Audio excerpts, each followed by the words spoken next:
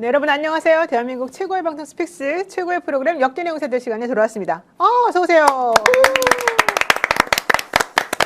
네, 오늘 날이 그래도 조금 풀린 것 같습니다. 많은 분들이 그동안 너무 추워하셨는데 오늘 조금 숨을 쉴 수 있는 지경이 됐습니다. 그런 의미에서 오늘 또 한번 활기차게 방송해 보도록 하죠. 김성환 평론가님 어서 오십시오. 네, 안녕하세요. 네, 그리고 그 옆에는 우리 스픽스 정치 에디터 이경 기자님 오셨습니다. 어서 오십시오. 네, 안녕하세요. 네. 안경이 멋지네요. 네. 그리고 우리 맞은편에 계십니다. 강지호 이브뉴스 기자 어서 오십시오. 네, 안녕하세요. 네, 우리 젊은 청년. 오늘 이해찬 전 총리, 이해찬 수석부의장 빈소에도 다녀오셨다고요? 네, 저는 오후 한 15시 정도에 다녀왔습니다. 어떻든가요, 분위기는? 많은 분들이 지금 오셔가지고 아마 조문을 하시려면 한 20분에서 30분 정도 이제 기다리셨다가 이제 조문을 하고 이제 나오시면 될 것 같습니다. 많은 분들이 와 계세요. 어쨌든 대통령이 또 훈장도 주서하시고 오늘 또 많은 조하들도 많이 이제 가 있는 걸로 알고 있는데 정말 안타까운 일이 벌어졌습니다. 자, 그 옆에 우리 안진걸 민생경제연구소장 어서 오십시오. 안녕하십니까. 반갑습니다. 이재명 대통령님 조문하는 걸 뉴스로 보고 왔는데요.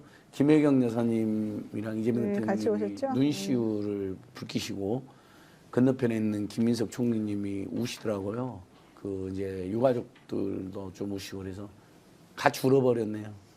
이해찬 대표님이랑 저는 노영희 변호사님이랑 우리 같이 밥 먹고 소주도 한잔 했던 기억이 나네요. 그렇죠? 네, 맞습니다. 같이 한번 이렇게 한 몇몇이서 네. 이렇게 오래 맞서 싸우는 분들 또 사회진보를 노력하는 분들 그렇게 마음이 따뜻한 분이었거든요.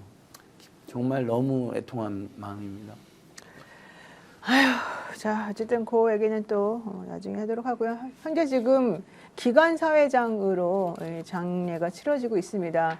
원래 국가장도 고려를 했는데 유족 측에서 사회장으로 해달라는 요청이 있었다는 것이고요. 그래서 대통령께서는 이 고인의 업적을 기리는 마음에서 사회장과 함께 기관장도 같이 여는 것으로 했다고 하네요. 서울대학교 병원에 지금 빈소가 마련되어 있습니다. 혹시라도 시간이 되시고 또 가실 수 있는 분들은 한번 들리셔서 우리 대한민국 민주주의의 산 역사가 어떻게 진행되어 왔는지를 보시는 것도 좋을 것 같습니다. 어제 밤 11시 30분인가요? 태극기 이렇게 다 덮여가지고 관이 이제 옮겨지고 오늘 새벽에 대한민국으로 고국의 품으로 이해찬 수석부의장님이 오시는 것을 봤습니다.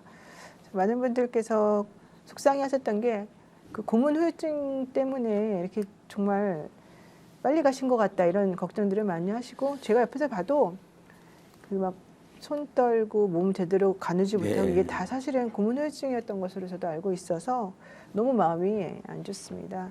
대한민국의 부끄러운 역사를 온몸으로 받아가지고 산 증인으로서 정말 생활하시면서 우리들에게 무엇이 올바른 삶인지 알려주셨던 그런 부분들이 있어서 한편으로는 감사하기도 하고 한편으로는 죄송스러운 마음이기도 합니다. 어쨌든 고인의 명복을 빌고요. 저희들은 또 오늘 방송 주제 열심히 달려가 보도록 하겠습니다. 우선 내일 김건희 씨에 대한 선고, 또 권성동 국민의힘 의원에 대한 선고, 그리고 윤영호 통일교 세계본부장에 대한 선고 3개가 세트로 이어질 예정입니다. 우인성 재판부에서 이 재판이 이루어지는데요. 사실은 대통령도 아닌 사람에 대해서 판결 선고 장면이 생중계된다. 이건 상당히 의미가 있는 부분이다라고 생각이 들거든요. 김성환 평론가님 어떻게 보십니까? 이런 거 저도 처음 보는데요. 그만큼 사안 자체가 엄중하다고 보는 거고요. 내란 혐의하고도 사실 관련이 없다고 볼 수가 없는 거잖아요. 더군다나 현직 대통령이 계엄을 선포한 상황에 그 당시에 영부인이었던 거잖아요. 근데 또 계엄 선포의 사유로 우리가 얘기하는 것 중에 하나가 자기의 부정부패, 사익을 취했던 것들을 감추기 위해서 계엄을 선포했다고 하기 때문에 국민적으로 굉장히 큰 관심사일 수밖에 없거든요. 그런 면에서 재판부가 아마 그 선고 장면을 생중계하겠다 이렇게 결정을 한 것 같아요. 맞습니다. 사실은 이제 다들 생중계 할 것이냐 말 것이냐, 사실 뭐 저는 당연히 할 것이다라고 예상은 했지만 그래도 이런 예가 없었기 때문에 대통령이 아닌 사람에 대해서 그만큼 김건희라는 사람이 대한민국을 어지럽히고 실제 절대 권력으로 행동해 왔고 이 바보 윤석열이 그 부인의 말을 듣고 매가매직하면서 부인을 위한 정치를 해왔다는 게 이제 뭐 특검에서 적나라하게 드러난 상황이라서 사실은 이 부분을 내일 선고로서 우리들에게 사법부가 단지하는 그런 매우 상징적인 의미가 있습니다. 상당히 중요한 날이라고 볼 수 예, 있어요. 맞습니다. 재판부에서 아마 김건희를 대통령으로 생각하지 않았을까요? 본인들이 사건 기록을 보니 이건 거의 대통령이네. V0. 뭐 웬만한 보수 언론에서도 V0라고 표현하는데요. 그리고 국민적 관심사도 윤석열, 한독수 윤석열 내란 선고 재판에 못지않은 또는 그보다 더할 수도 있는, 그리고 김건희는 여죄가 더 있다라는 2차 종합특검에서는 내란 특검보다는 이제 김건희 죄를 중심으로 들어가야 되거든요. 그런 점들이 모두 고려됐다고 생각하고 더더욱이나 이제 중형을 선고하지 않을까, 오늘 저희들 방송 제목처럼. 그러니까 이제 재판부가 국민들의 분노와 관심을 너무 잘 하는데 신고형을 선고하면서 이렇게 생중계를 허용하거나 보장하지는 않았을 것 같습니다. 그래서 요즘 이제 재판부들이 조의대와 직위원 때문에 온 국민을 괴롭히긴 했지만 일선의 판사님들은 사법부의 역할을 제대로 하기 위해서 노력을 해주시는 거 아닌가, 이런 기대를 해봅니다. 맞습니다. 우리 이경 기자님도 뭐 좀 취재한 내용이 있나요? 아니, 이거는 뭐 이렇게 특별히 다른 거 취재는 하지 못했었는데요. 우선은 이제 김건희 내일 재판이 도이치모터스 이제 주가 조작, 그리고 이제 그 통일교 측에서 금품 수수한 거가 있고요. 그리고 명태균 씨한테 그냥 윤석열이 대선 후보로 나갈 당시에 58에 2억 7천만 원을 jes다고 하는 거죠. 이 모든 것들이 윤석열과 연관이 되어 있다라는 겁니다.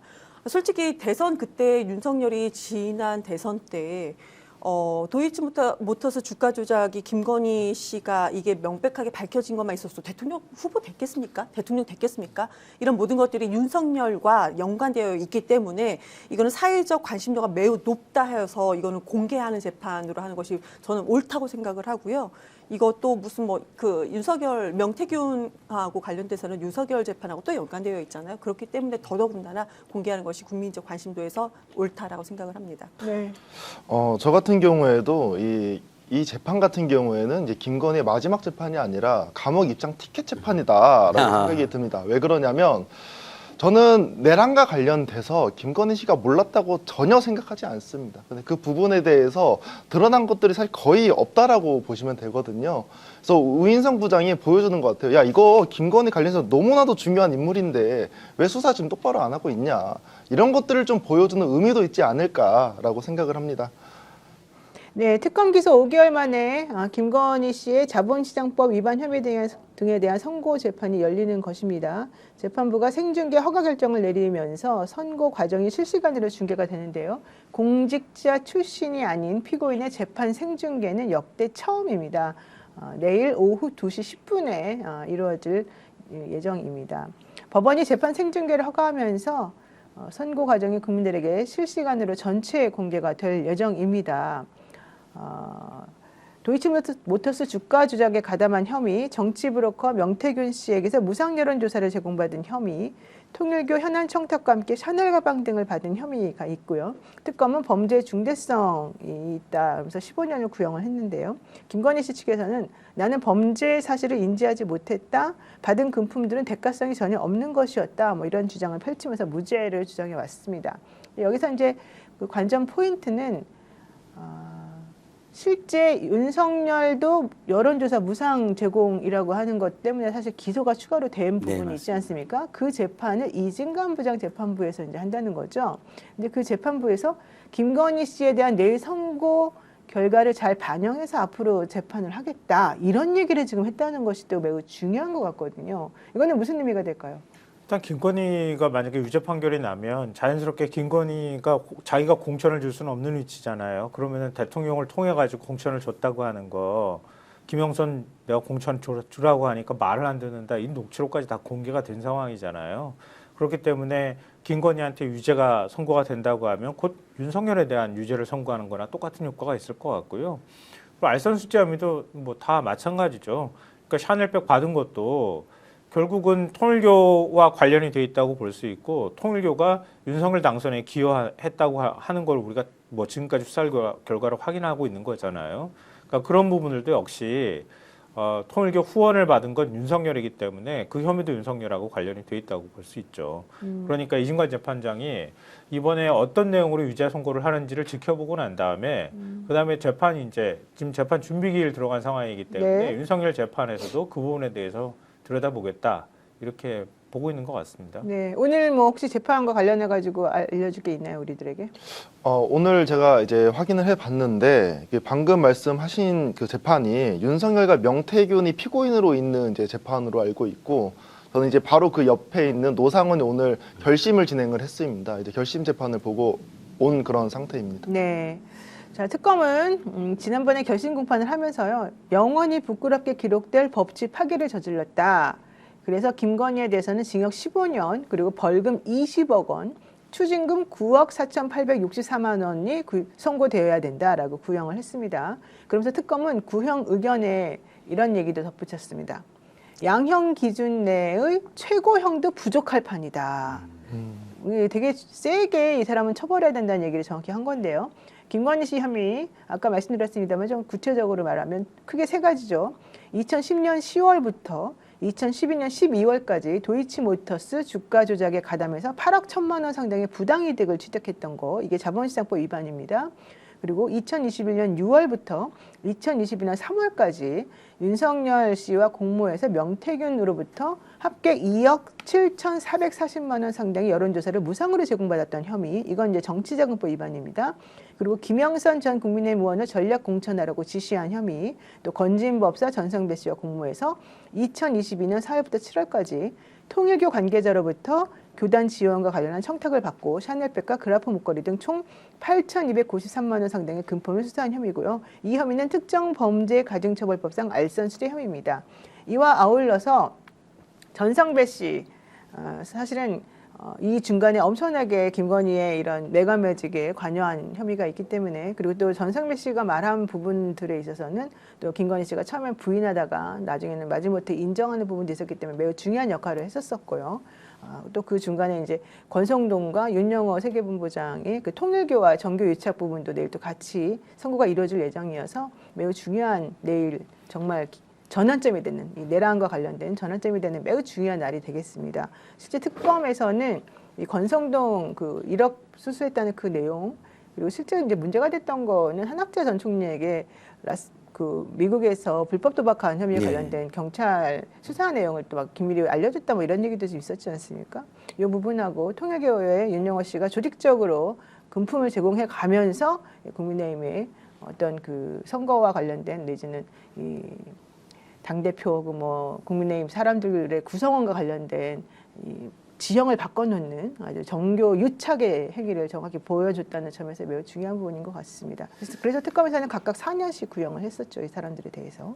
네, 뭐 얘기하시죠. 예, 아니 다 뭐 굉장히 많은 그동안 증거나 정황 또는 관계자 증언들까지 다 확보됐기 때문에 아주 무거운 형이 유죄 선고가 나올 것 같은데, 전 딱 하나 아쉬운 게 네. 사실은 이 윤석열, 김건희가 당시에 대통령이 되기 전에 받은 무상 여론조사더라도 이건 그냥 정치안법 위반뿐 아니라 사실 뇌물로 준 거거든요, 매덕을. 사전 공무원이 된 후에만 뇌물죄가 인정되는 게 아니라 사전 수뢰죄라고 해서 당시 여론조사상 막 1등하고 있었으니까 사전 수뢰죄로 그 뇌물죄도 적용했어야 되는데 그런 점들은 아쉽더라고요. 그래서 저는 2차 종합특검에서 지금 서울양평 고속도로라든지 김건희 일당의 각종 민간 대기업에 대한 인사개입, 이권 개입 의혹 이런 부분들이 아직 기소가 안 되고 수사가 덜 돼 있잖아요. 그럴 때 저는 그동안 김건희가 또 다른 곳에서 어떤 청탁과 뇌물을 받은 부분을 확인해서 뇌물죄로 추가 기소 반드시 해야 되는 거 아니에요? 그럼 윤석열, 김건희가 공동으로 받은 거거든요. 네. 최순실이 받은 것을 박근혜 받은 거로 해서 경제공동체를 해가지고 기소하고 유죄를 선고받게 한 게 윤석열이었거든요. 네. 그보다 더한 짓도 했을 수 있는데 반드시 뇌물죄 추가 기소가 있어야 된다, 이 점을 꼭 호소드리고 싶습니다. 검찰이 네. 구형을 15년 했잖아요. 근데 지금 말씀 주신 것처럼 그 명태균한테 무상 58회 여론조사 받은 거, 그러니까 무상으로 받았다가 중요한 것이 아니고 이 무상으로 받은 여론조사를 이들은 이거를 배포를 하고 이걸 이용을 했습니다. 그래서 윤석열이 대통령이 되고 김건희가 V0가 된 겁니다. 근데 여기 보면은 검찰은 징역 4년을 구형을 했어요. 이 부분에. 그래서 저는 이게 좀 더 나오지 않을까라고 예상을 합니다. 왜 그러냐면은 윤석열이 대통령이 되고 최고의 수혜자가 김건희 아니겠습니까? 우리가 간단하게만 몇 개만 말씀드려도 대통령의 인사 개입, 한남도 소위 뭐 한남동 라인이라고 해서 인사 개입 다 하지 않았었습니까? 관저 이전의 공사업체 선정 김건희 라인으로 다 되었습니다. 그리고 양평, 뭐 서울 양평 고속도로 말씀 주셨지만 이 노선 변경돼서 김건희 가족들 일가가 떼돈을 벌 수 있는 것도 김건희가 다 그 수혜자가 되는 거고요. 나토 순방 시 착용했던 어떤 그 고가의 금품도 그것도 윤석열은 오히려 대통령이 안 받았어요. VJ를 김건희가 다 받아갖고 지금 이렇게 되고 있는 상황입니다.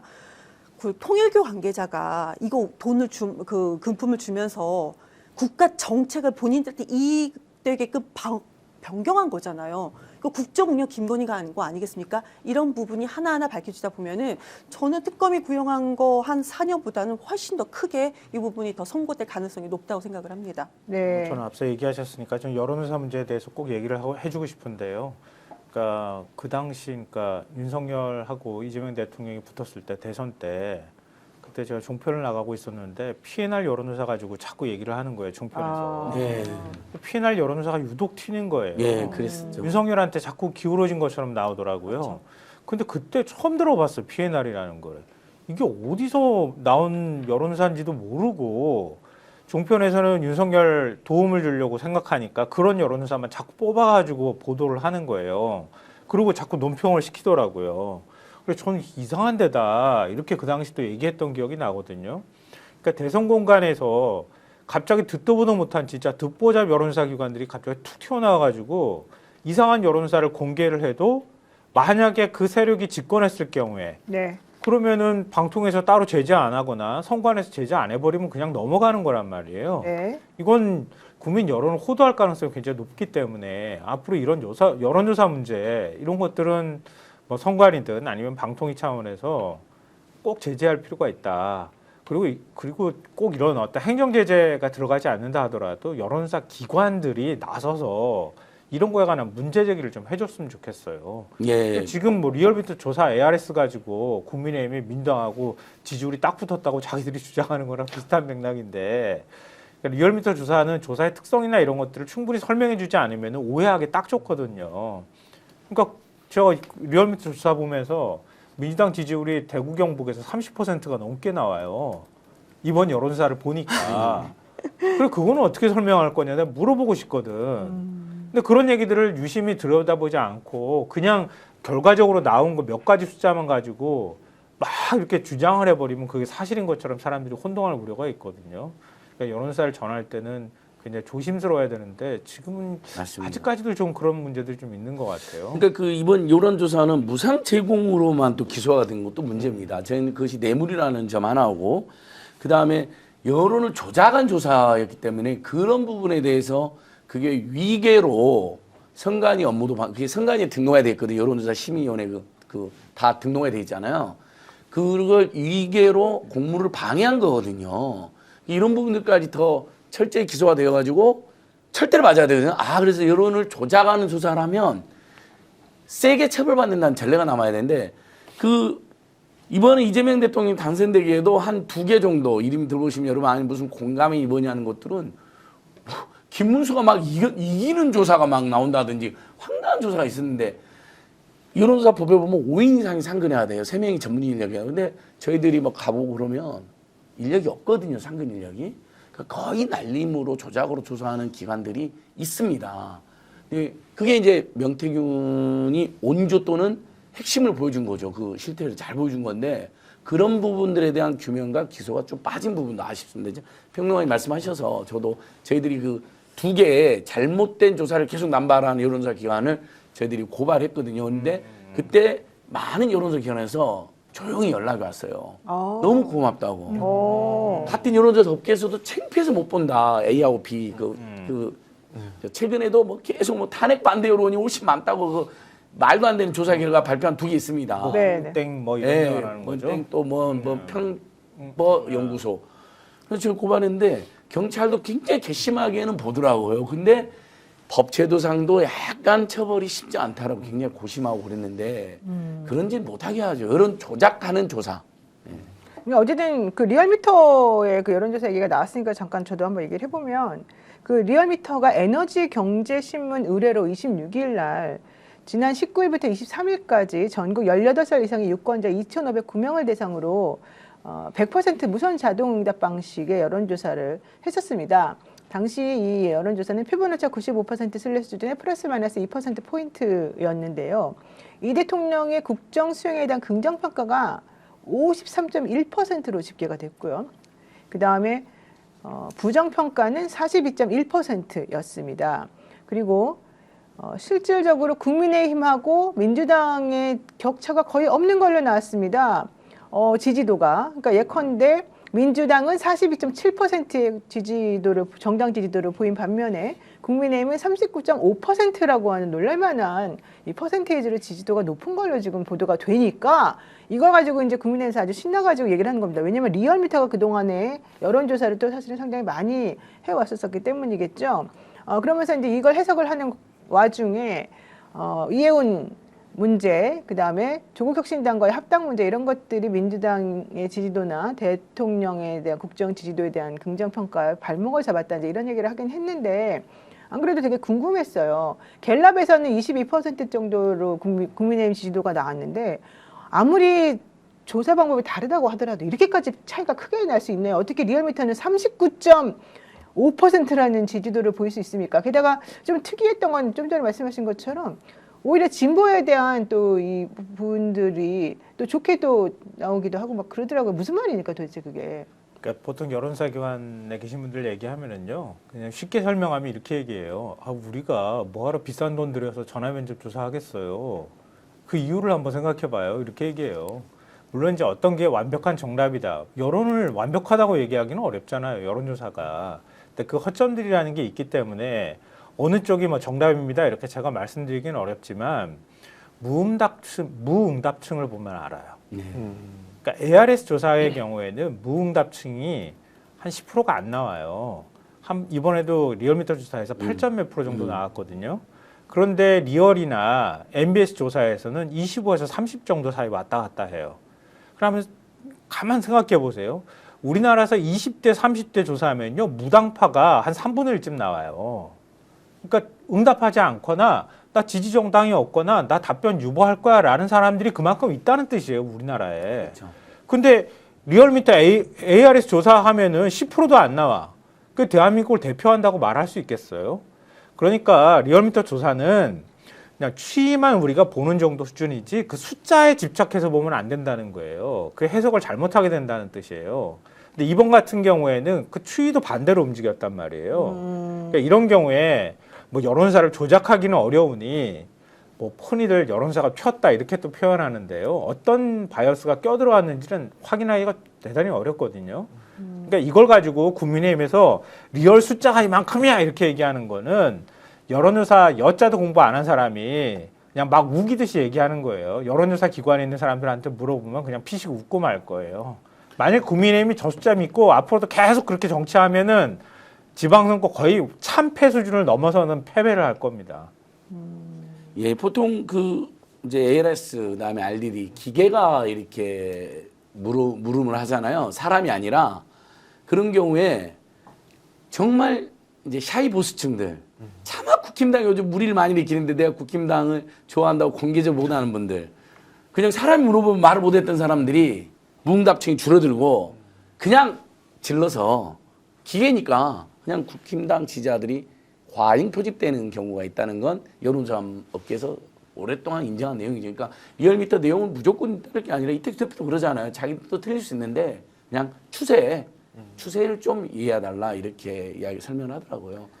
그러니까 조금 이제 그 리얼미터 조사에서 유의미하게 우리가 볼 거는 그래도 장동혁 단식하고 뭐 하고 했으니 보수 쪽에서는 굉장히 이게 민감해져 있는 거잖아요. 사회 이슈나 근데 이번 주 흐름에 대해서 보수 측은 계속 주시하면서 봤을 거예요. 그리고 그러니까 내가 내가 응답을 했겠죠. 의사 표현을 해야 네. 되겠다 이렇게 생각하는 사람들이 그만큼 늘었다고 맞습니다. 하는 점에서는 의미가 있을 수 있는데 아까 제가 대구 말씀드렸잖아요. 대구의 민주당 지지율이 31% 가까이 나온다? 그러니까 어떻게 설명할까요? 어. 대구에 있는 민주당 지지자한테 전화가 가면 민주당 지지자들도 거기도 역으로 그 뭐랄까 우리가 응답을 해야 되겠다는 생각을 한다는 거예요. 대구 지역 정서가 정반대기 때문에 우리라도 응답해 줘야지라고 생각하는 사람들이 또 그만큼 있다는 뜻이거든요. 그럼 그것도 어찌 보면 과표집되는 거야.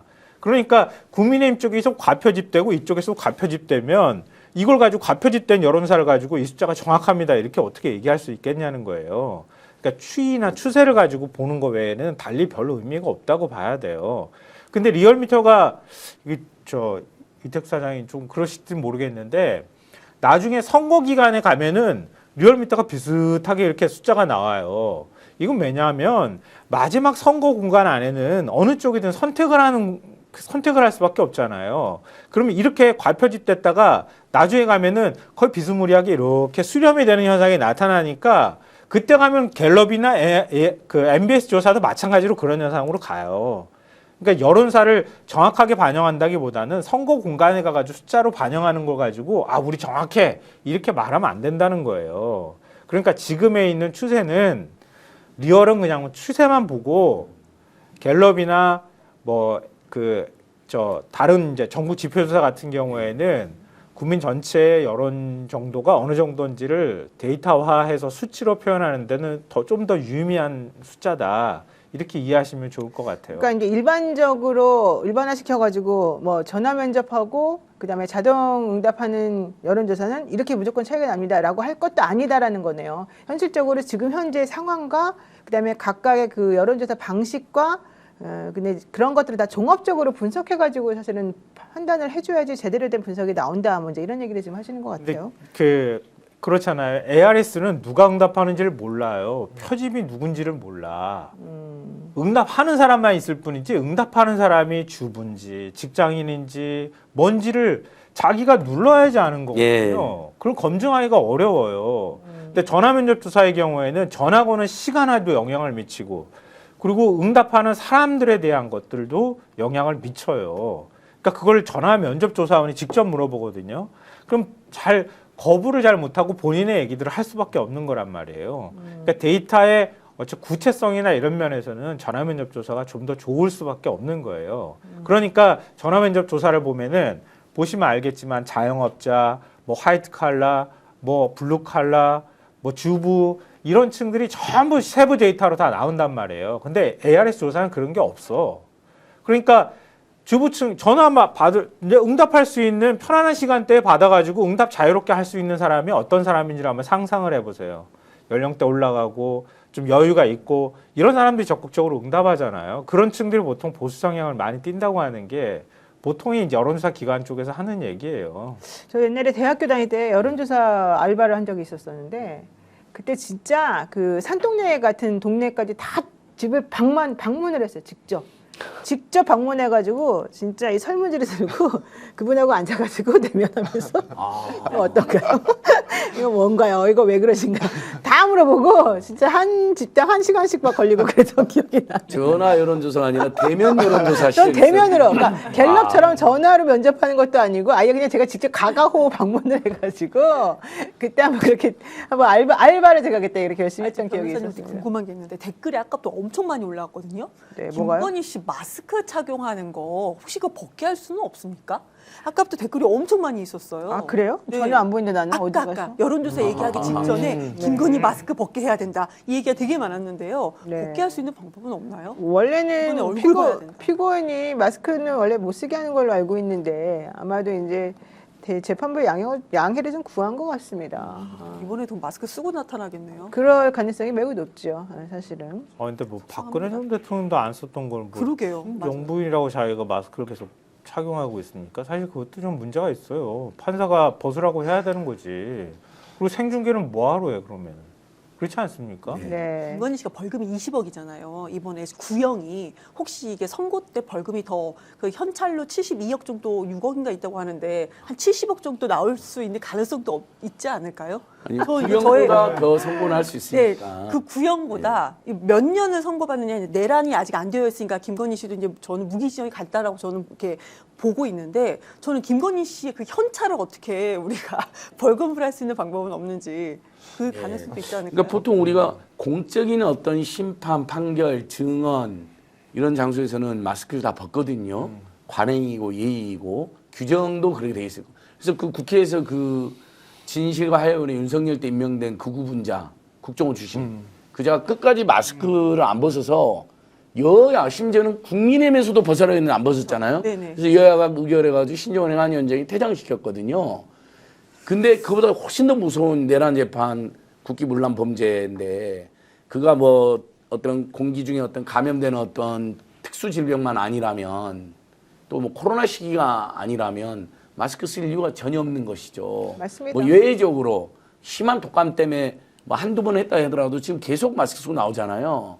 그러니까 그것은 재판장이 오늘 선고 이때만큼은 국민들 앞에 겸허하게 마스크를 벗어라 이렇게 이야기를 해줘야 될 텐데 네, 김건희 내가 한번 상황을 씨는 보겠습니다. 1월 28일 1심 선고가 있는데요. 도이치모터스 주가 조작 그리고 통일교 금품 수수 관련해서 징역 11년에 벌금 20억 원, 추징금 8억 1,144만 원이 구형됐고요.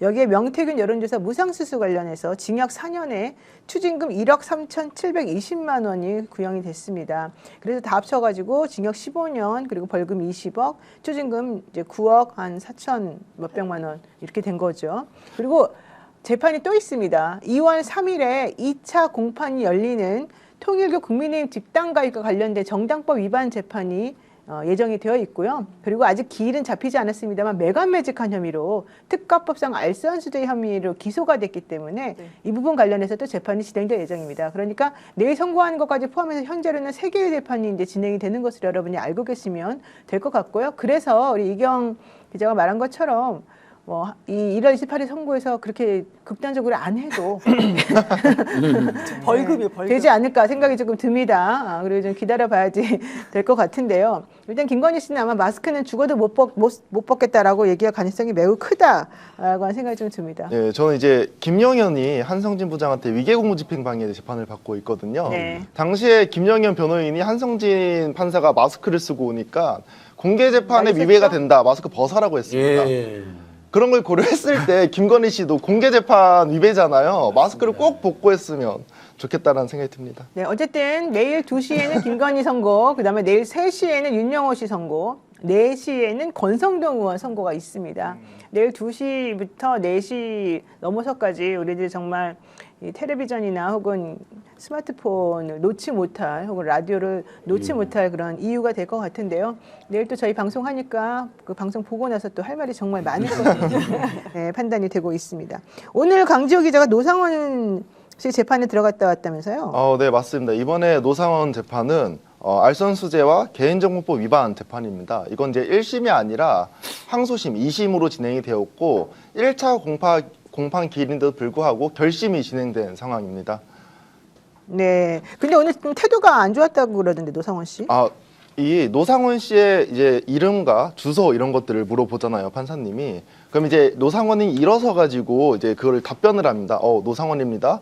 뭐 어디 삽니다. 얘기를 하는데 판사의 눈을 안 마주치고 그냥 이 막 종이 같은 거 손으로 막 만지더라고요, 이렇게. 그냥 태도 자체가 이게 오늘 결심을 받는 사람의 태도인가 전혀 그런 느낌은 들지 않았다라는 거고 아마 노상원 이 재판 같은 경우에는 1심에서 선고를 2년 받았거든요. 구형은 3년 받았었습니다. 이미 이 형량이 그렇게 크지가 않기 때문에 이거는 약간 뭐 모의고사 느낌으로 지금 재판을 임하고 있는 것이 아니냐. 2월 19일 날 지기현 재판부에서 본류 재판이 있거든요. 내란 재판. 여기는 구형이 30년입니다. 아마 이 재판에 지금 집중하고 있을 것이다라고 생각이 듭니다. 네, 노상원 씨에 대해서는 이미 1심에서 개인정보보호법 위반 및 특정범죄 가중처벌법상 알선추재 혐의로 재판을 받았고요. 그 당시에 2년이 선고됐었다라는 얘기인 것인데요. 여기에 이제 항소를 해서 항소심 재판이 이루어졌는데 오늘 결심이 있었다는 것입니다. 서울고등법원 형사합의 3부 부장판사 이승한 부장의 주재로 재판이 열렸었는데요. 12.3 비상계엄 이후 계엄사령부 합동수사본부 제2수사단 구성에 노상원 씨가 적극 개입한 혐의로 기소가 된 내용이었습니다. 여기에 대해서 오늘 내란 특검은 징역 3년을 구형을 했습니다. 그러니까 1심하고 똑같이 3년 구형을 이제 한 것인데요.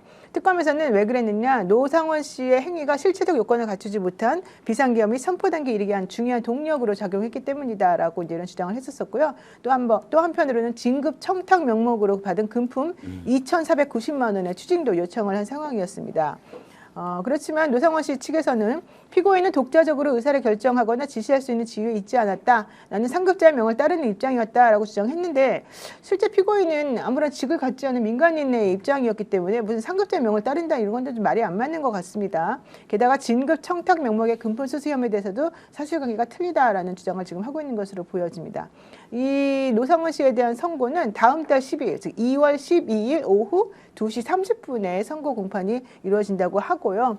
노상원 씨가 지난번에 재판에 증인들이 나와가지고 재판부에게 나 귀찮아서 대답 못하겠다, 증언 못하겠다 이런 식으로 대꾸 해가지고 큰 무리를 일으킨 적이 있었었는데 그때 변호사들이 좀 나중에 미안하다 이런 얘기를 하는 그런 해프닝도 사실은 좀 있었습니다. 그리고 노상원 씨의 변호인들이 그때는 좀 너무 분하고 억울하고 속상하고 그래서 그런 거였는데 좀 이해를 해달라 뭐 이런 얘기를 하는 것도 있었었는데요. 참 이 내란범들이 자기네들 분하고 억울한 것만 얘기하고 그들 때문에 우리가 얼마나 열통 터졌는지는 생각 안 하는 것 같아서 너무너무 지금 화가 나는 상황인 것이지요. 네, 뭐 좀 추가적으로 말씀드릴 게 뭐가 있냐면 이제 노상원 같은 경우에 최후 진술도 오늘 이야기를 하게 예. 되었는데요. 좀 간략하게만 말을 했습니다. 재판장님, 재판부께서 사건의 선후관계를 좀 잘 봐주시길 요청드립니다. 이상입니다. 하고 마무리를 했습니다. 근데 이게 아마 이 선후관계를 말을 하는 것이 노상원이 이제 뇌물을 받았잖아요. 김모 대령한테. 이것과 관련해가지고 본인을 이불을 찾으러 간 시간과 그리고 뇌물을 받은 시가 이게 헷갈렸다고 얘기가 나왔어요. 근데 이거 자체가 너무 억울하다는 거예요. 왜냐하면 시간이 많이 흘렀잖아요. 기억에 오류가 있다라는 거죠. 네. 그러니까 본인이 실수한 거 말고 저기 보이는 김모 대령, 구모 준장 이런 사람의 진술이나 이런 것도 잘 확인해 달라라는 맥락으로 오늘 이렇게 이야기를 했습니다. 네, 하나 둘셋님께서요. 노상원이 상급자라면 무당 김건희를 말하는 겁니까? 이렇게 물어보셨는데 진짜 한심스러운 일인데요. 노상원 씨는 안 그래도 이 구치소에서 여러 사람들의 사주를 또 여전히 잘 봐주고 있다. 그래서 매우 운기가 좋다. 이런 얘기도 제가 좀 들었습니다. 진짜 좀 살만한 모양이네요. 좀 황당무계한 일인데요. 좀 사실은 좀 모든 걸 포기한 것 같습니다. 왜냐하면은 오늘 항소심도 그렇고 지난번에 1심도 그렇고 이 노상원 씨에 대한 본질적인 재판은 사실은 이제 아니거든요. 물론 본질적인 재판 중에 하나이긴 합니다만 이거보다 더 중요한 정말 중요한 이 내란과 관련된 범죄가 있기 때문에 이 사람은 그냥 자기도 거의 김영현급으로 지금 나오고 있는 거 아닌가 생각이 좀 들었습니다. 자, 오늘 두 번째 주제 가겠습니다. 오늘 정말 또 깜짝 놀랄 일이 벌어졌죠. 트럼프가 25% 관세를 갑자기 매겼습니다. 한국산 자동차 상호관세 지난번에 우리가 15%로 했는데 이것들이 대답도 안 하고 법도 통과를 안 시키네. 니네 지금 뭐 하는 짓이니? 좋아. 우리 25%를 인상할 거야. 이렇게 일방적으로 얘기를 하면서 왜 이렇게 입법화가 늦어지고 있냐. 이렇게 투덜거리는 상황이거든요. 이거 도대체 무슨 얘기입니까? 아무튼 뭐 이렇게 저 사람 얘기를 우리가 이렇게 얘기를 해서 뭐 이거 되게 중요한 부분이에요. 네, 좀 들어가지고 네. 제가 볼 때는 좀 경고성에 가까운 얘기인 것 같은데요. 실제 실행에 옮기는 건 좀 문제가 있다고 보이고요. 그러니까 최소한 국가 간에 좀 일종의 MOU라고 볼 수 있는 거잖아요. 네. 한미 관세 협상에서 합의를 본 내용이 있는 건데 그때 이제 관세 협상의 합의를 볼 때 그러니까 한국 입법부가 법안을 통과시킨다. 지금 이제 대미투자 특별법을 이제 발의를 해둔 상태잖아요. 네. 그렇게 얘기를 했는데 그 약속을 지키지 않고 있다. 그러니까 나는 원래 15%로 내렸던 자동차 등 관세에 대해서 25%로 원상회복시키겠다. 이렇게 지금 겁박을 한 거예요. 이 사람은 그냥 웬만하면 막 침공하고 막 마음에 안 들면 가가지고 뭐 상대국 대통령을 막 잡아오기도 하고 그리고 자기가 합의하고 난 다음에 마음에 안 들면 뭐 이렇게 해도 된다고 생각하는지는 모르겠는데 그게 또 가능한 나라가 미국이 됐다는 게 참 참담하기도 하고 그런데요. 지금 국회에서 2말 3초쯤엔 통과시킬 수 있다고 얘기를 하잖아요. 그러니까 지금 당장 뭐 관세를 다 원래 상태로 되돌려가지고 한국한테 엄청나게 불이익을 준다 이렇게 보기는 좀 어려울 것 같아요. 근데 다만 참 무례해요. 그 얘기를 안 할 수가 없는데 어떻게 이따위로 외교를 하는지 모르겠어요. 미국이라는 나라가. 최소한 이런 문제가 있다고 하면 한국 정부한테 사전에 그 뭔가 메시지를 줘야 되는 거잖아요. 본인들은 뭐 약속을 지켜라라고 한다거나. 서한을 보냈었다 뭐 이런 주장도 하고 있습니다. 네? 서한을 미리 보냈었다 이런 주장도 하고 있어요. 아니 근데 그러면 김인석 총리가 미국 갔을 때 왜 그때 한마디도 얘기를 안 합니까? 그러니까 최소한 그런 이제 사전에 액션을 취하고 난 다음에 또 이걸 공개적으로 얘기할 수 있는 자리가 있다고 하면 대통령보다는 다른 장관이나 이런 사람들이 다시 또 압박 메시지를 내고 최종적으로 대통령의 말은 최종적인 결정권을 갖고 있는 사람의 말이기 때문에 네. 그 다음에 협상의 결과가 만약에 틀어지거나 이럴 때 얘기를 하는 거지 무슨 뭐 어디 자기가 무슨 SNS 일반 사인이 글 쓰듯이 저렇게 대통령이 해버리는 게 이게 맞는 건가 이런 생각도 들고요. 네. 그래서 의심스러운 게 미국 국토안보 직원이 시민을 사실 총을 예. 10발인가 쏴가지고 뭐 숨지게 하는 일이 있었잖아요. 아, 맞아요. 미국에서 네. 굉장히 지금 이것 때문에 시끄럽고 트럼프의 지지율이 떨어지니까 관심을 다른 쪽으로 돌리려고 저런 거 좀 강한 액션을 보이는 거 아닌가? 네. 이런 의심마저 들게 만드네요. 이게 이제 그 상호 관세가 결국 미국 대법원에서 무효 판결이 나올 가능성이 높아지고 있다는 거예요. 그렇죠. 그래서 트럼프 입장이 초조한 거죠. 그나마 그게 자기 일부 업적인데. 사실은 미국에서도 그게 이제 물가 인상이라든지 여러 가지 무리를 일으키기 때문에 찬반은 있지만 자기 업적이라고 생각하고 있는데 아이스 요원들이 지금 미국 시민을 그냥 2명이나 무참히 살해하지 않았습니까? 왜 그런 거예요? 완전 미국이 정말 미쳐 돌아가고 있는데 네. 그러니까 이걸로 이제 그 시선 돌리기 또 자기 업적 과시하기. 근데 미국 정부의 공식 발표도 아니에요. 어떻게 이 중요한 외교와 무역과 관세 문제를 지 트위터에 올려가지고 트위터가 아니죠. 트위터를 또 X. 탈퇴했죠. 트루스. 예, 트루소 저기 자기가 하는 네. 그 SNS에 올린 이런 것도 너무 저는 국민의힘당이 너무 나쁜 놈들인 것 같아요. 거기 보면 국회를 탓하는데 그럼 본인들이 반성부터 해야죠. 아이고 큰일 났다. 우리가 얼른 협조하겠습니다. 아니면 트럼프 대통령님 너무 그렇게 함부로 하지 마십시오 해야 되는데 이재명 욕을 일제하고 있더라고요. 분명히 국회 탓으로 되어 있는데 이재명 욕하고 네. 트럼프한테는 한마디도 못하고 약속을 깨는 건 지금 트럼프인데 네. 미국 이민세관 단속국을 ICE라고 부르는데요. 이 미국 이민세관 단속국이 미네소타주 미니애폴리스에서 또다시 자국민을 사살한 사건이 있었었죠. 37살의 르네 니콜 9세에 이어서 17일 만에 또 이런 일이 벌어진 건데요. 이번에도 37살인 백인 미국 시민권자인 알렉스 프레티가 희생자였습니다. 당시 희생자의 마지막 모습이 담긴 영상을 살펴보게 되면 IC 요원들이 한 여성을 진압하는 장면을 이 사람이 휴대전화로 찍었다고 예. 합니다. 그러면서 이 IC 요원들이 화가 났겠죠. 그러니까 촬영을 하지 말아라라고 그를 밀어내고 진압을 시도하던 도중에 5에서 6명의 요원이 그 사람을 땅바닥에 떨어뜨리고 밀어뜨리고 얼굴에 후추 스프레이를 뿌렸습니다. 그렇기 때문에 사실 그 사람은 이제 제압이 된 상태였는데 이렇게 운신이 불가능한 상태에서 어떤 그 한 ICE 요원이 총이 있다 이제 이렇게 외쳤나 봐요. 그랬더니 갑자기 자동적으로 그 한 10발 정도의 총알이 그 사람에게 막 발사가 된 겁니다. 또 다른 각도 영상에서는 또 다른 IC 요원이 발포 직전에 희생자의 몸에서 권총을 가지고 가는 모습도 이제 포착이 됐습니다. 그러니까 아마 이제 이 사람들도 매우 좀 흥분을 했던 상태인 것 같기도 합니다만 결국 뭡니까? 몸을 움직일 수 없고 총도 이미 탈취가 된 상태 아니겠습니까? 그렇죠. 그런 자국민을 상대로 해서 그 촬영을 했다는 그 이유만으로 10발도 넘는 총을 발사해가지고 사람을 죽게 만들었다? 이러니까 사실은 이제 말이 안 되는 거고요. 이 프레티라고 하는 사람은 총기를 소유해도 되는 사람이었다고 합니다. 그런 사람이기 때문에 총을 가지고 있어서 무조건 문제가 되는 건 아니었는데 미네소타주에서는 총기를 바깥으로 드러내지만 않으면 길거리에 이걸 가지고 다녀도 합법이라고 하기 때문에 이 프레티 입장에서는 좀 황당무계한 상황이었다고 이제 볼 수 있는 거죠. 게다가 이 사람은 재향군인 중환자실에서 헌신했던 간호사였고요. 교통위반 딱지 받은 거 말고는 어떠한 종류의 맞습니다. 전과도 없는 일리노이주에서 태어나 평생을 미국에서 교육받고 자란 미국 완벽한 미국 사람이었던 것인데 이 사람을 이렇게 이 트럼프가 지금 주체적으로 열심히 적극들하고 있는 이 세관 단속국에서 과잉 대응을 해가지고 이 사람을 이렇게 죽게 만든 상황은 실질적으로는 트럼프 입장에서는 매우 큰 악재죠. 이제 이러다 보니까 그 악재 때문에 이런 것들의 시선을 돌리기 위해서 또 대한민국을 괴롭히고 있는 거 아니냐 이런 얘기 나왔는데 그거보다 더 황당무계한 거는 대한민국의 국민의힘 당입니다. 이제 입법과 관련해 가지고 비준을 이제 해야 된다고 주장하면서 이걸 안 통과시켜준 사람이 임이자 의원이라는 거 아니겠습니까? 네. 왜 웃으세요?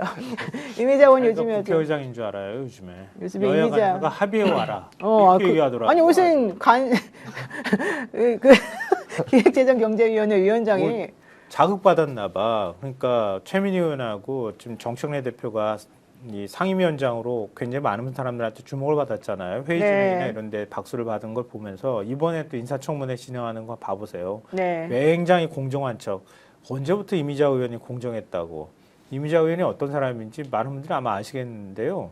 그러니까 굉장히 공정한 척하면서 자기가 뭐 지금 이제 비준 여부에 대해서 여야 간에 합의해 와라 뭐 이렇게 얘기하는데 굉장히 웃기다고 생각하고요.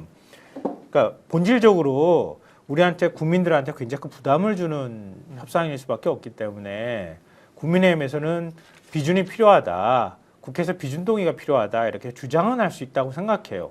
근데 본질적으로 들어가면 이거 가지고 현혹될까 봐 제가 말씀드리는 거지만 일본도 관세 협상했을 때 비준 동의 안 받았어요. 네. 그리고 미국도 행정명령으로 지금 관세 부과를 한단 말이에요.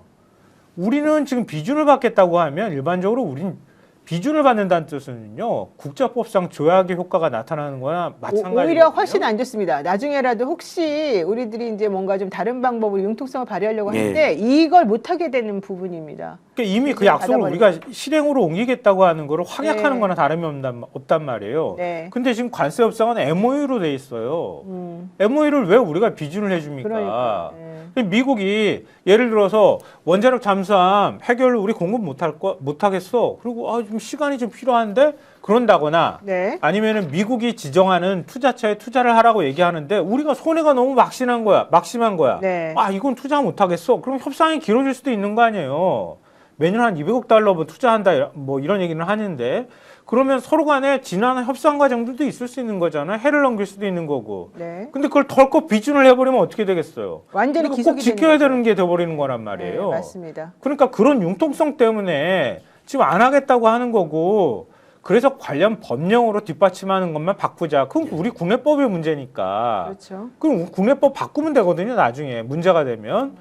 근데 그걸 굳이 뭐 천조국이라서 그런가? 왜 비준을 하겠다고 저 난리를 치는지를 모르겠네. 한미 관세 협상 이행을 위한 대미 투자 특별법 지금 사실은 여러 가지로 각 나라별로 우리나라뿐만 아니라 이 미국의 이 강도짓 죄송합니다. 저는 그렇게 생각합니다. 예. 이런 강도짓에 대응하는 나라마다의 대처 방식이 좀 있습니다.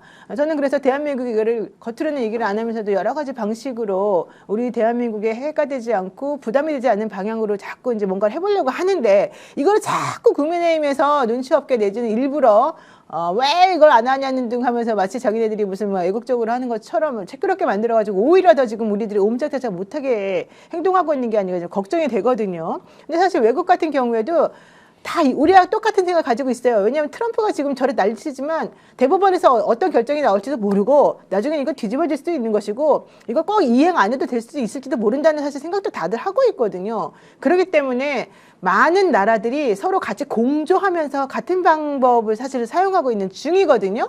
근데 여기에다가 국민의힘에서는 비준을 해야 된다고 이제 막 난리를 치면서 마치 그 과정 중에서 미국을 상대로 해서 뭔가 큰 공격을 할 수 있는 양 하지만 실제는 그렇게 하는 것이 오히려 우리에게 도움이 되지 않을 뿐더러 더 중요한 거는 국민의힘이 그동안에 필리버스터 한다 뭐 한다 또 장조격 단식한다 이러면서 그 논의할 수 있는 혹은 비준할 수 있는 뭔가 시기도 절대 없었다는 게 또 중요한 것이겠습니다.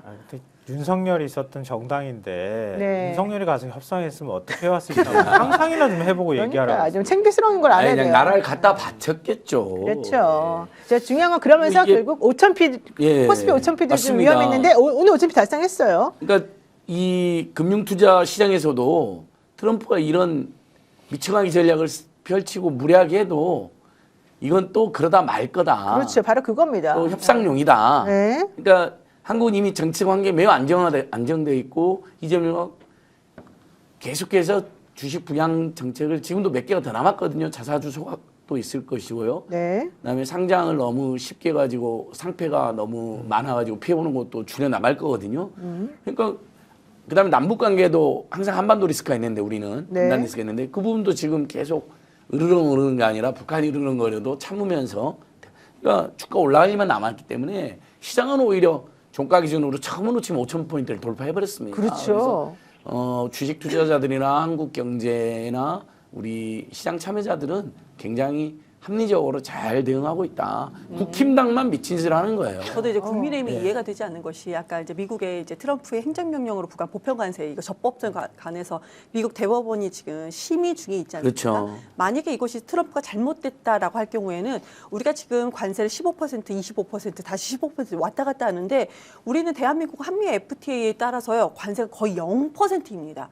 그러니까 0%로 될 수 있는 것을 국회에서 무역 합의 비준을 합의를 해버리게 되잖아요. 그렇게 된다면은요, 이거 대법원에 미국 대법원에서 0%로 해 이거 트럼프 행정명령 다 잘못된 것이야 해도 우리는 그거에 따라서 해야 됩니다. 15% 내야 되는 상황이에요. 그러니까 이것은 국회 이제 그 비준, 무역합의 비준 대상이 아니다라고 얘기를 하는데 국민의힘은 이걸 정치적으로 이용하는 겁니다. 대한민국 말아먹으라고 하는 거예요. 그래서 국민의힘이 지금 그들은 다 알면서 이러는 것인가? 그러면 정말로 그런 사람들 정치하면 안 되는 당이다. 그러니까요. 생각을 합니다. 대법 판결 앞두고 있는 거 다 알고 있는 내용 아닌가요? 그리고 그렇죠. 만약에 무효 판결이 나면 어떻게 될지 모르는데 뭐하러 막 빨리 나라를 할 필요가 없어요. 이거. 그다음에 특히 지금 환율 때문에 엄청 고통인데 그걸 뭐하러 대한민국이 부담을 억지로 마구 지는 짓을 합니까? 네. 자, 어쨌든 그럼에도 불구하고 미국에서 또 이렇게 세게 나오면서 우리를 자꾸 괴롭히고 있기 때문에 우리 청와대에서는 관세 합의를 이행할 의지가 있다라고 하는 내용을 미국에 전달했다고 하고요. 당 정의 합의해서 2월에 법안을 심의할 예정이라고 합니다. 그렇게 되면 또 트럼프는 25%를 또 슬그머니 또 다른 얘기를 하면서 아마 좀 정리할 가능성은 매우 높은데요. 트럼프 이렇게 막 자기 마음대로 깡패처럼 해도 괜찮은 건지 저는 사실은 너무 기분 나쁘고요. 그린란드까지 먹겠다고 하는 걸 보면서 야 진짜 이 사람은 도대체가 도의가 뭔지 이런 거 하나도 모르는 사람이 아닐까? 그래도 윤석열보단 낫다.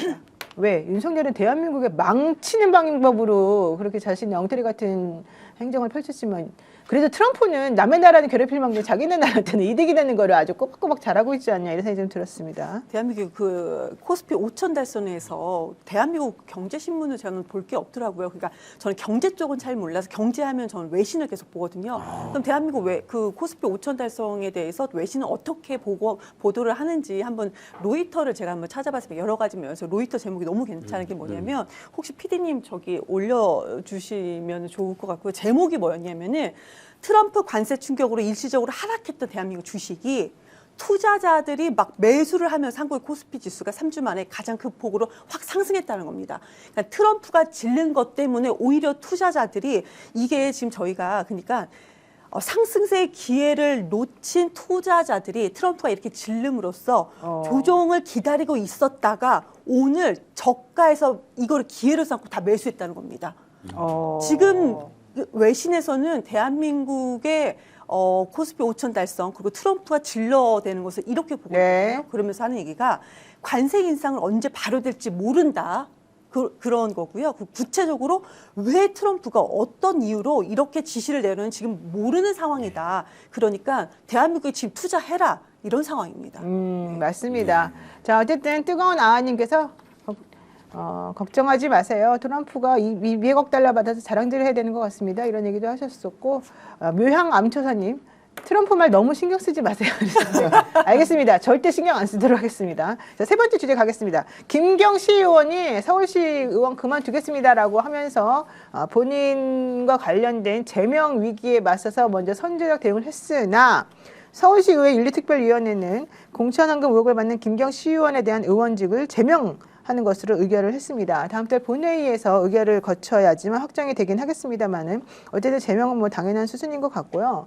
중요한 건 이 사람은 지금 자기가 뭐 1억을 공천헌금을 줬네 안 줬네 이게 중요한 게 아니고요. 수백억 원의 가족회사 명의 내지는 이제 본인이 개입해가지고 자신이 시의원이라고 하는 권한을 행사해서 수백억 원대의 계약 체결을 막 지 맘대로 해냈다는 얘기입니다.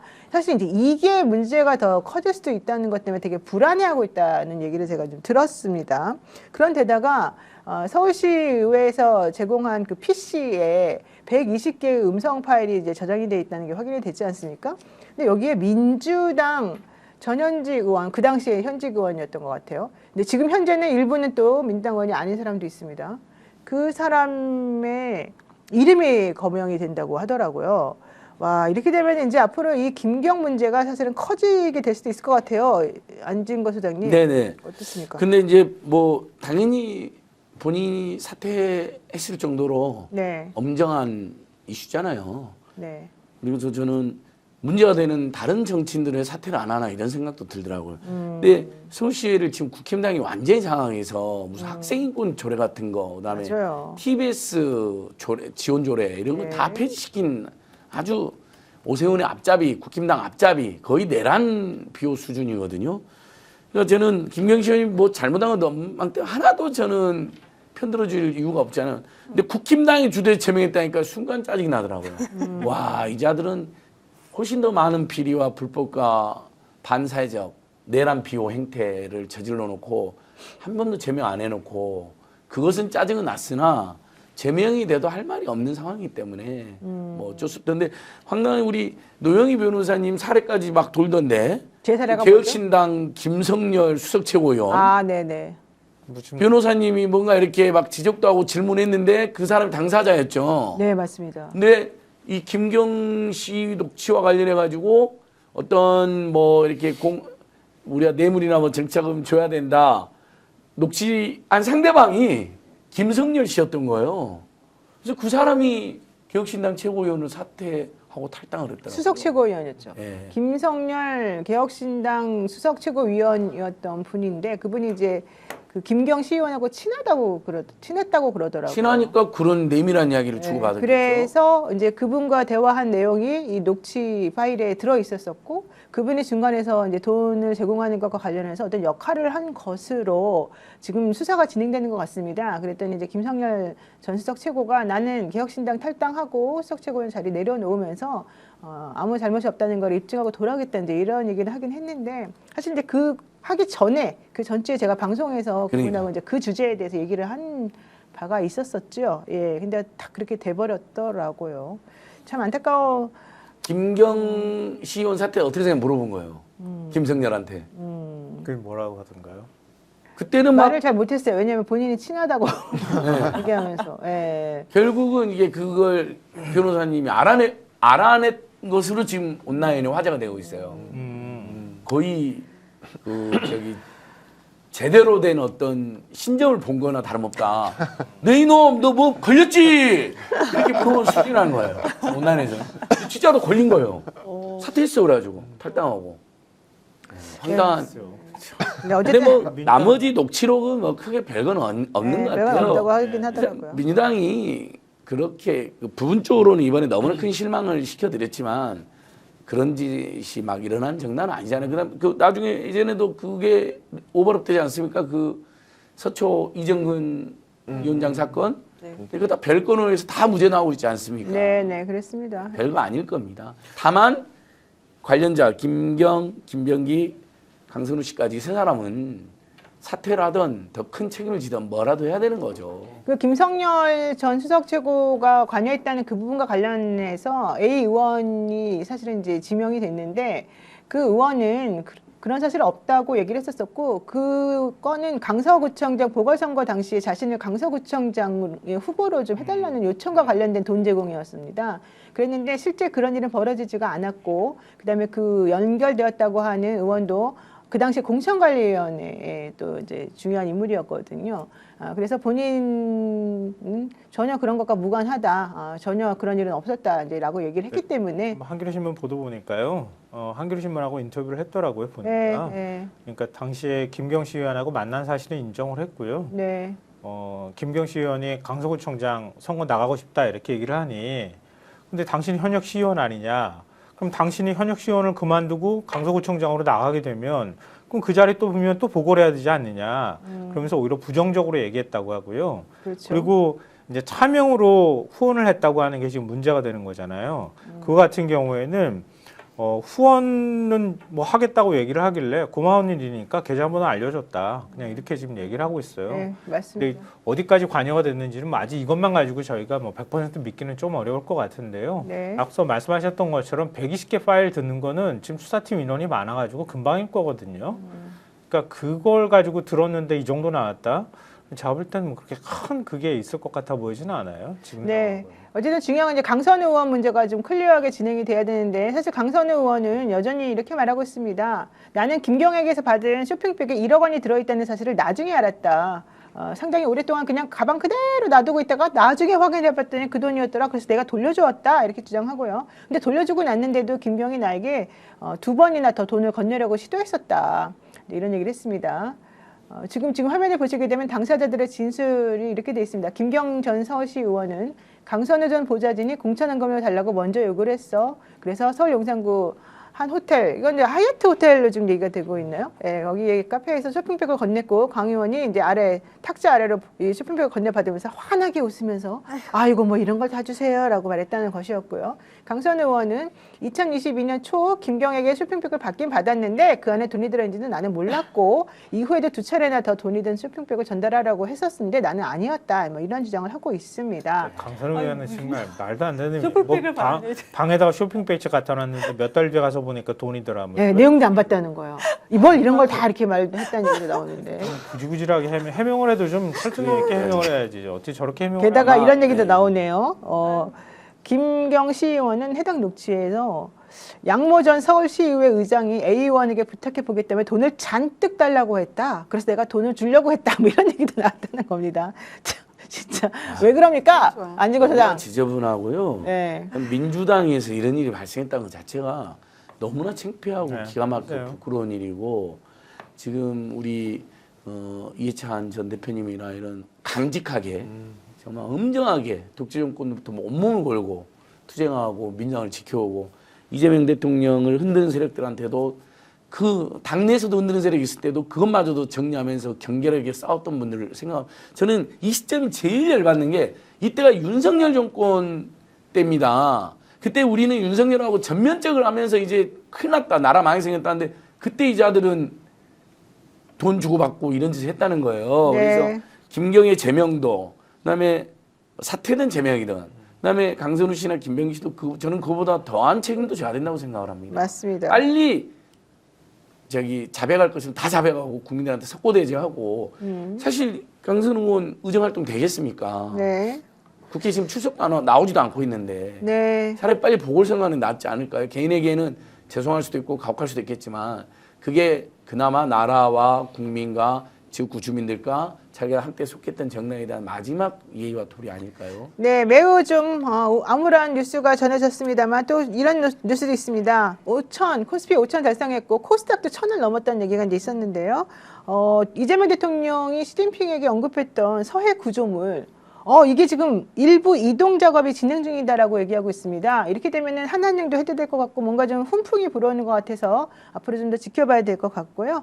오늘 이경 기자가 고 이해찬 전 총리 빈소 다녀왔죠? 네, 그렇습니다. 네, 그 얘기도 한번 들어보겠습니다. 아니, 오전부터 제가 한 오후 2시 좀 넘을 때까지 있었는데요. 그때 이제 시간이 아무래도 오전이다 보니까 사람들이 많지는 않았었습니다. 근데 다른 빈소와 다르게 그 화환이라고 하죠. 그것을 이제 그 안에다가 여기는 3층이었는데요. 3층에는 놓지 조화, 않고, 네, 조화. 3층에다 놓지는 않고 지하로 이렇게 많이 내려가서 이렇게 놓고요.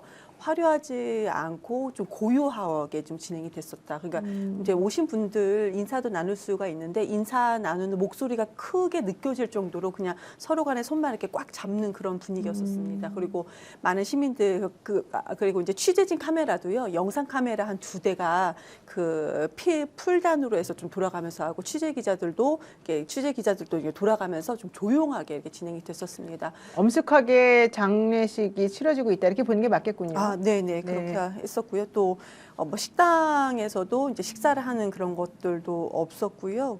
그래서 좀 조용하게 그리고 많은 시민들도 오전이라서 그렇게 많은 시민들이 오셨던 건 아닌데 편안하게 오셔서 뭔가 어떤 분들은 뭐 이렇게 뭔가 선물 같은 거 검은 봉다리에서 이렇게 뭘 꺼내서 드리고 싶어 하더라고요. 그런 분들도 그런 어르신을 뵀는데 이런 거 절대 받지 않습니다라고 해서 그냥 다 이렇게 조문하고 인사만 하고 돌아가는. 근데 좀 전반적으로 기자들도 좀 조용하고 그렇게 좀 진행이 됐습니다. 그러니까 이해찬 대표님께서 당대표이셨을 때 제가 실은 여의도에 오게 됐었거든요. 제가 그때 임명이 돼서 2018년도였습니다.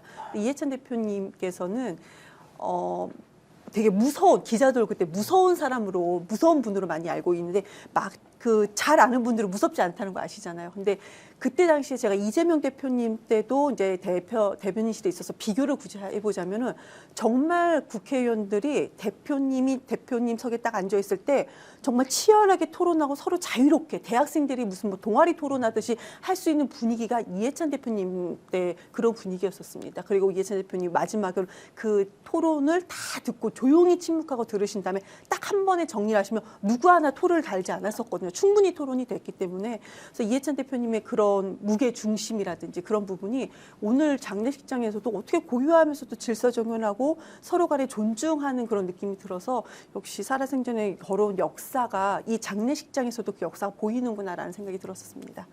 네, 이해찬 전 총리의 첫 보좌관이었던 유시민 작가 빈소를 찾아서 오열을 했다 이런 소식도 들리고요. 많은 분들이 가봤더니 정청래 대표하고 조정식 대통령 정무특보가 상주 역할을 하고 있더라 이제 이런 얘기도 해주셨습니다. 고인이 대한민국 민주주의를 위해 헌신한 사실은 누구나 다 알고 있고 그게 얼마나 큰 일이었는지는 우리 모두 다 가슴에 새길 것 같은데요. 그래서 당연히 저는 국가장 얘기도 이제 나왔습니다만 기관 사회장 당연히 이것보다 더 해드려야 된다고 생각하고 있었는데 또 일부 어떤 사람들이 입에 담기도 싫은데 국민의힘의 어떤 사람들이 이 사람이 뭘 했다고 사회장을 해주냐 이런 얘기를 지금 해가지고 또 우리들의 공분을 사고 있습니다.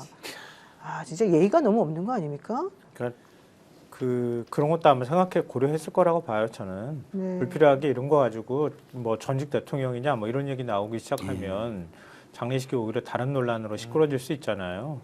그러니까 굉장히 좋은 선택을 했다고 생각해요. 그리고 기관장하고 사회장을 같이 지금 기관사회장으로 한 거잖아요. 네. 그럼 민주평통 상임 부의장으로서 공무 중에 사망을 한 거기 때문에 당연히 기관장을 하는 거니까 그거 가지고 시비 삼을 수는 없을 그렇죠. 거고요. 사회장을 통해서 민주당을 비롯한 진보 개혁 세력이 예. 전부 다 함께 고인을 추모할 수 있는 이런 장애 절차를 만드는 거는 그건 너무 당연한 거기 때문에 아마 시비를 못 삼을 거예요. 근데 왜 저런 얘기들 안 나오나 했어 정말. 그러니까 어김없이 나오는구만.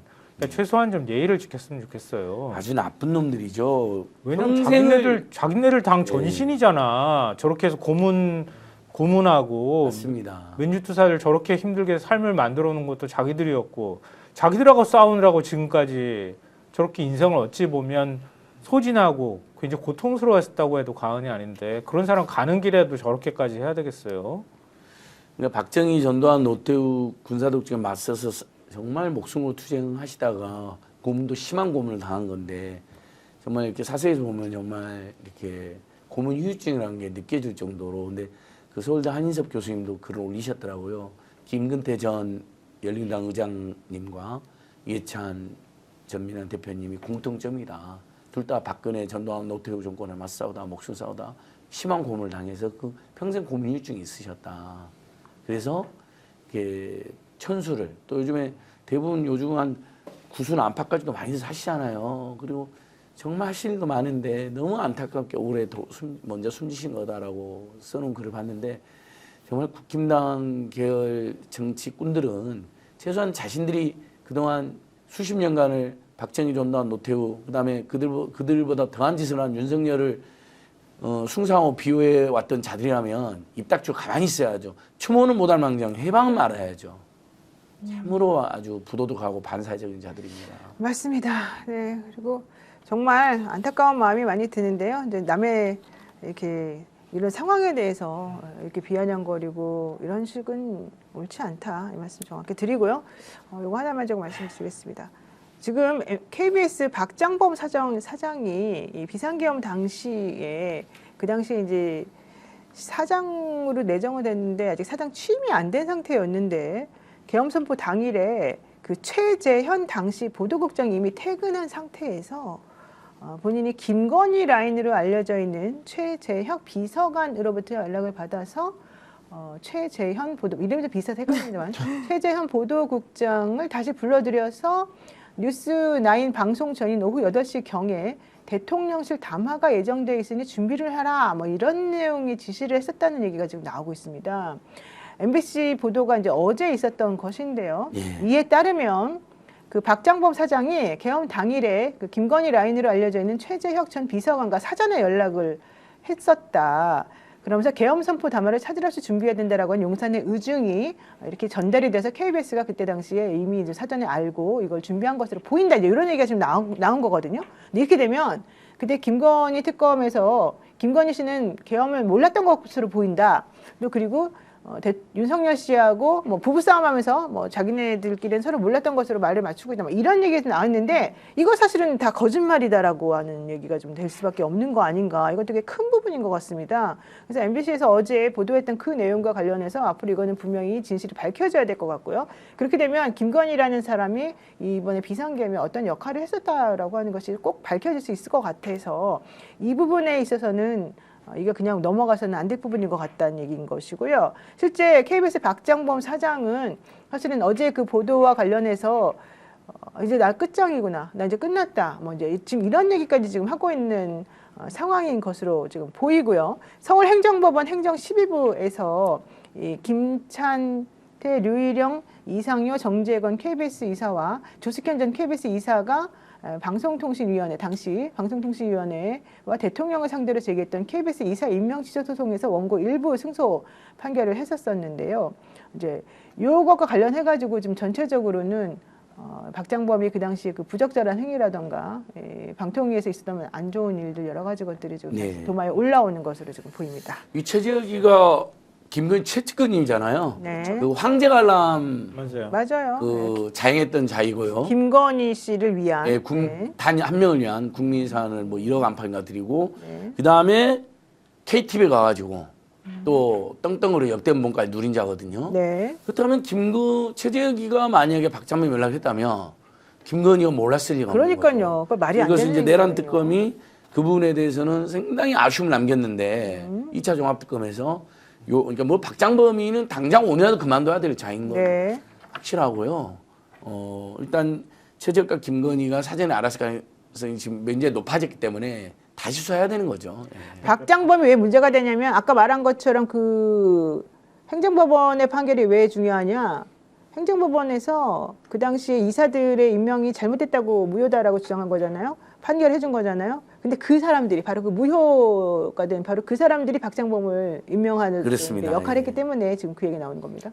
근데 윤정부 들어서서 김희철 사장을 강제로 해임시키고 쫓아냈잖아요. 뭐 네. KBS 경영이 안 좋았니 어쩌니 이런 구실을 참아가지고.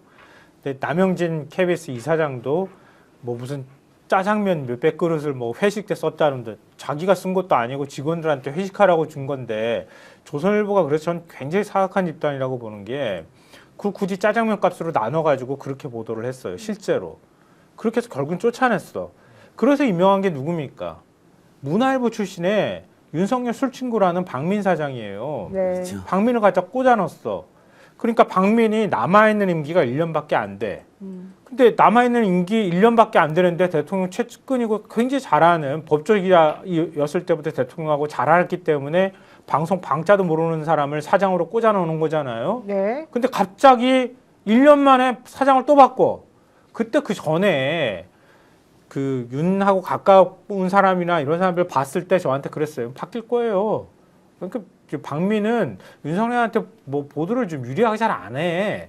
그래가지고 만든 게 그 쬐끄만 파우치 아니에요. 예. 그래서 쬐끄만 파우치 사장을 임명한 거란 말이에요. 박장범이죠. 근데 임기가 안 됐어. 일주일이나 남아있는 시점이었단 말이에요. 네. 내정만 된 상황이었어요. 그럼 공식적인 사장도 아니야. 근데 내정자 신분으로 보도국장한테 전화를 해서 퇴근한 사람한테 너 빨리 회사 들어가라. 그래서 야간 상황실장이 있는데도 불구하고 들어가가지고 빨리 생방송 챙겨라. 이렇게 얘기를 했다고 하면은 이거 누가 얘기해 줬겠어요? 그럼 당연히 대통령실에서 얘기해 줬을 거고. 대통령실에서 라인이 있었기 때문에 사장을 꽂았다는 얘기가 되잖아. 거꾸로 얘기하면은. 네. KBS 진짜 초라한 현실을 보여주는 거예요.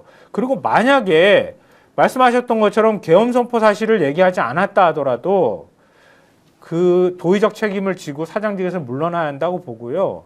그리고 아까 최재욱 비서관 얘기도 나왔지만 이렇게 KBS한테 연락하라고 얘기를 해놓고 비서관한테 아무 말도 안 하고 그냥 KBS한테 그 시간 빼고 그냥 대기하라고 해. 이렇게 네. 얘기한단 말이에요. 네. 알았을 가능성이 높지. 계엄 선포한다는 거를. 그럼 그 지점을 우리가 못 건드린 거예요, 지금. 이래서 종합특검 2차 하게 예. 된 게 너무 다행이고요. 이제 밝혀내야 된다고 생각을 합니다. 그리고 내일 어쨌든 중요한 건 여러분들 김건희라고 하는 사람 공직자도 아닌데 선고가 생중계가 되고요.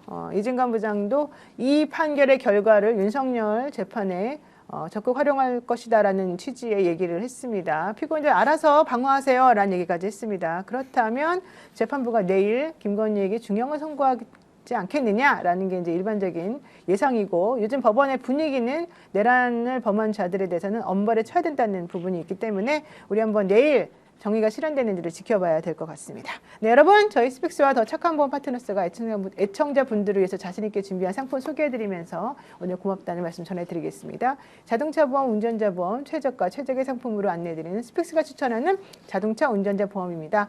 자동차 보험도 비교가 필요한 거 알고 계시죠? 지금 가입한 회사가 제일 저렴한 최적인지 최적인지 점검을 해보시기 바랍니다. 요즘 자동차 보험이랑 운전자 보험 많이들 같이 가입하시는데요. 나는 운전자 보험 가입했으니까 문제없다? 이렇게 생각하시면 안 됩니다. 갈수록 강화되고 매번 바뀌는 제도와 법 때문에 여러분의 운전자 보험이 제대로 준비되어 있는 것이 맞는지 시시때때로 확인하는 것이 필요합니다. 또 운전자 보험이 없는 분도 이미 가입되어 있는 분들도 항상 전화 연락하셔가지고 상담 받아보시기 바라고요. 31개 손해보험사의 자동차 보험과 운전자 보험을 비교 분석해서 안내 드리겠습니다. 더 착한 자동차 비교 견적 스픽스 운전자 플랜 자신 있게 준비했으니까요. 1644-1226으로 지금 바로 연락 주시기 바랍니다. 그리고요. 40년 동안 2대에 걸쳐서 이어가고 있는 목장의 원유 헬스업 인증받은 유가공 전문회사에서 신선하게 주문 즉시 만들어 드립니다. 와 정말 뭔가 좀 하얗고 뭔가 예쁘고 뭔가 이렇게 분위기가 좋아 보이는 그런 광고네요. 무가당이네요. 무가당. 네. 햇섭 인증. 이거 유가공 전문회사에서 받기가 참 어려운데 인증을 잘 받았습니다. 100% 원유에 덴마크산 유산균만 가득 담아서 푸짐하게 보내드립니다. 꾸덕한 진짜 수제 요거트 500ml 5병에 전국 최저가 23,900원인데요. 맛과 건강, 가격까지 모두 챙긴 그런 제품입니다. 네, 무가당 수제 플레인 요거트죠. 5병 500ml 5병을 공동 구매가 23,900원에 여러분들께 제공을 하니까요. 수제 요거트 한번 드셔보세요. 저 예전에 우리 엄마가 저 학교 다닐 때 공부 열심히 해라 이러면서 진짜 집에서 요거트, 수제 요거트를 맨날 만들어줬어요. 우리 엄마 그렇게 친절한 사람이 아닌데 와. 무슨 바람이 불었는지 그때 만들어줬던 기억이 아직도 마음에 따뜻하게 남아있습니다. 네, 수제 요거트 드시면서 엄마의 정도 한번 챙겨보시기 바라고요. 네, 많이 또 행복해지시기 바라겠습니다. 여러분 오늘 시청해주셔서 다 감사드립니다. 고맙습니다. 감사합니다. 감사합니다. 고생하셨습니다. 고생하셨습니다.